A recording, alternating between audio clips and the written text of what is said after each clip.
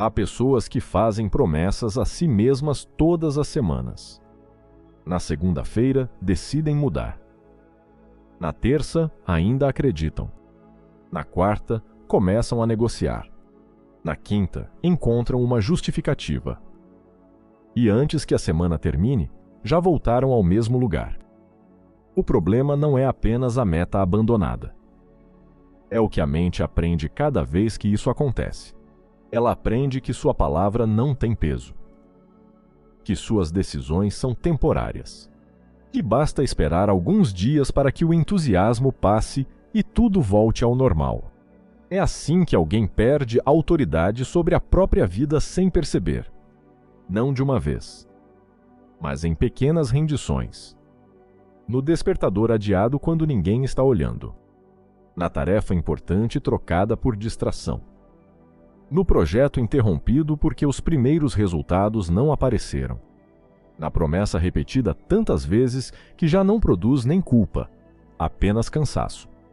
Existe uma diferença profunda entre querer uma mudança e comandar uma mudança. Querer é emocional. Comandar é definitivo. Querer depende do estado de espírito. Comandar continua quando o estado de espírito muda. É por isso que tantas pessoas desejam uma vida diferente, mas carregam hábitos perfeitamente treinados para preservar a vida antiga. Elas não estão sem sonhos. Estão sem confiança na própria decisão. Em algum ponto, a mente deixou de ouvir. Não porque seja fraca, mas porque foi ensinada a desconfiar de ordens que quase nunca são cumpridas. Napoleon Hill compreendeu que nenhuma realização começa no movimento desordenado. Ela começa quando o desejo recebe uma forma precisa e deixa de ser apenas uma preferência. Há uma qualidade que é preciso possuir para vencer: a definição de propósito, o conhecimento do que se deseja e um desejo ardente de possuí-lo. Napoleon Hill. Definir um propósito não é escolher uma frase bonita. É encerrar a negociação. É retirar da mente a possibilidade de tratar aquilo como mais uma tentativa. Há quem fale sobre mudança como quem comenta o clima. E há quem tome uma decisão que reorganiza o dia, os hábitos, os relacionamentos e o uso do próprio tempo. O primeiro espera sentir-se preparado. O segundo entende que preparação também é construída em movimento. A diferença começa nesse ponto. Não no tamanho do sonho, mas no valor da palavra interior. Porque quem não acredita no próprio comando passa a depender de impulso, cobrança, medo, aprovação ou urgência. Precisa que alguma coisa externa empurre. Precisa de uma crise para agir. Precisa de vergonha para recomeçar. Precisa chegar perto da perda para finalmente prestar atenção. Mas quem recupera a autoridade interna não precisa esperar a vida gritar. Escuta a própria decisão enquanto ela ainda fala baixo. E isso muda tudo.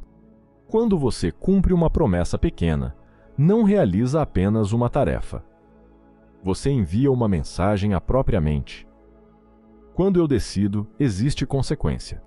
Quando eu começo, existe continuidade. Quando o desconforto chega, ele não assume o comando. Essa mensagem, repetida, torna-se identidade. E identidade determina o que você aceita, o que você repete e até aquilo que começa a considerar possível. A pessoa que nunca avança pergunta se ainda está motivada. A pessoa que constrói pergunta o que foi decidido. Uma consulta o humor. A outra consulta o propósito. Talvez ninguém perceba a diferença no começo. Por fora, é apenas alguém levantando na hora marcada, terminando uma tarefa, voltando ao projeto depois de um dia ruim, dizendo não a uma distração que antes parecia inofensiva. Mas, por dentro, uma estrutura está sendo reconstruída. A mente começa a respeitar novamente quem deveria comandá-la.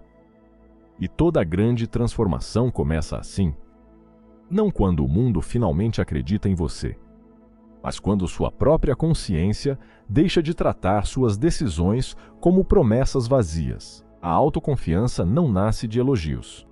Também não nasce da repetição de frases que suas ações contradizem.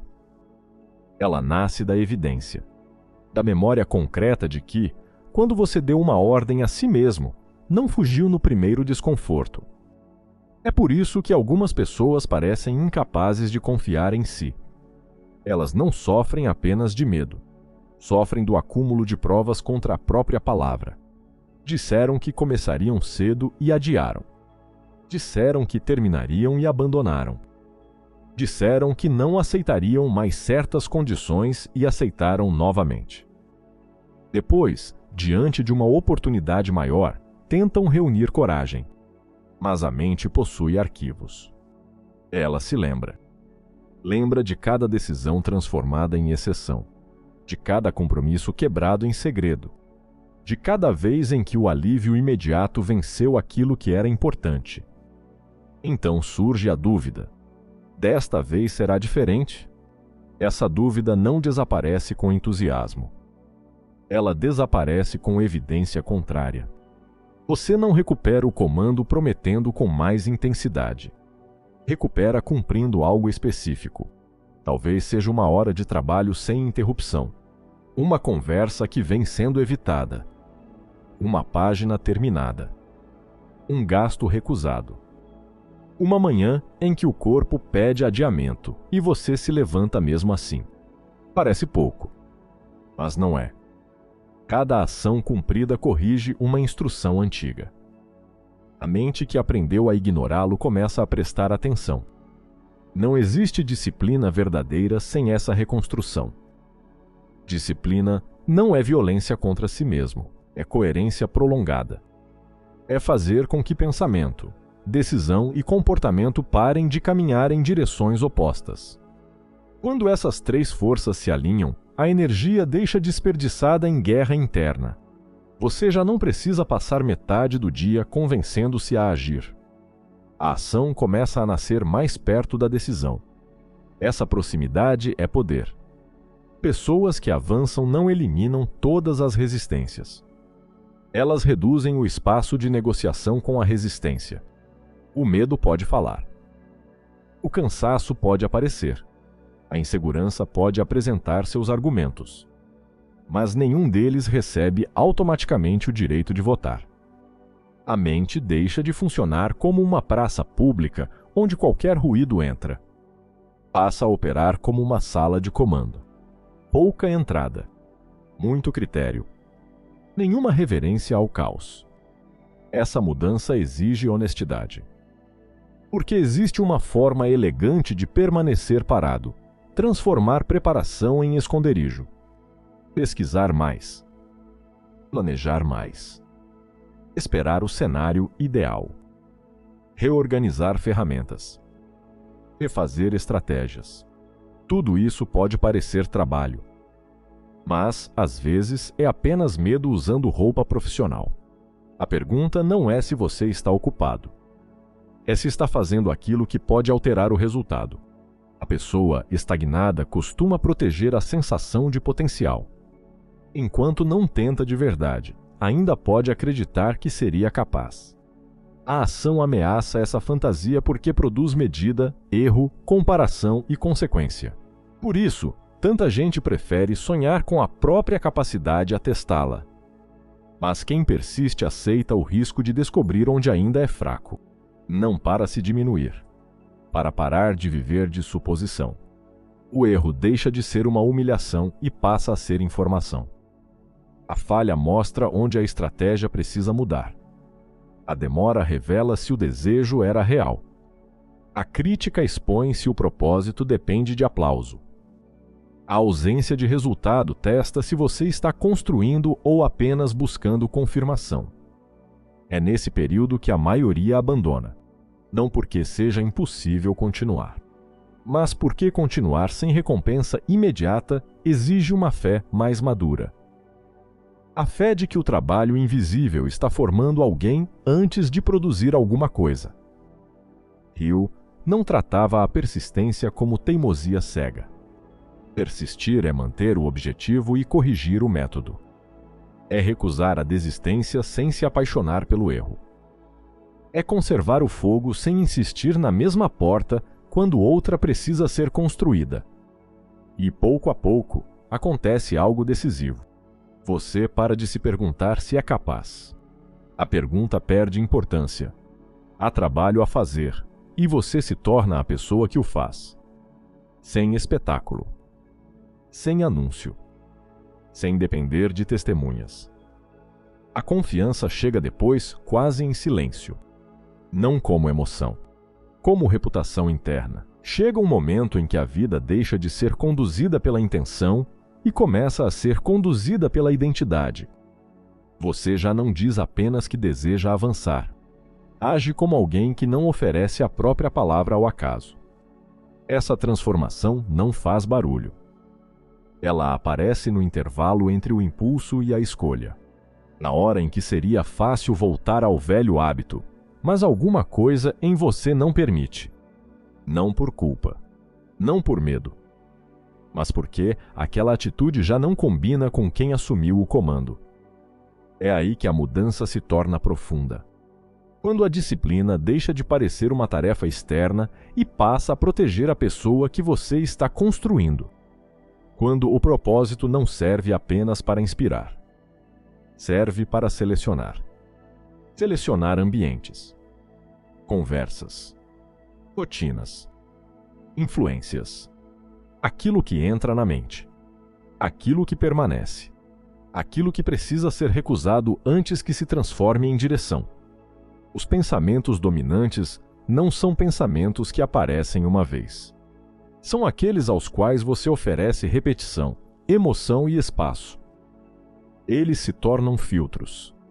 Fazem certas oportunidades parecerem visíveis e outras impossíveis. Transformam uma dificuldade em sentença ou em problema a ser resolvido. A mesma circunstância pode paralisar alguém e organizar outra pessoa. A diferença não está apenas no que aconteceu. Está no significado que a mente foi treinada para atribuir ao que aconteceu. Quem perdeu a autoridade interna interpreta um obstáculo como autorização para parar. Quem restaurou o próprio comando pergunta: o que esta situação exige de mim agora? Talvez exija paciência. Talvez exija aprender algo que você evitou por anos. Talvez exija abandonar uma estratégia que alimentava seu ego, mas não produzia resultado. Talvez exija recomeçar sem a fantasia de que recomeçar é voltar ao zero. Ninguém volta ao zero depois de aprender. Você pode retornar ao início de um caminho, mas não retorna com a mesma consciência. Leva os erros. Leva as marcas. Leva a clareza que só aparece depois que uma ilusão desmorona. A verdadeira derrota não é falhar. É acostumar-se com a própria espera. É transformar adiamento em personalidade.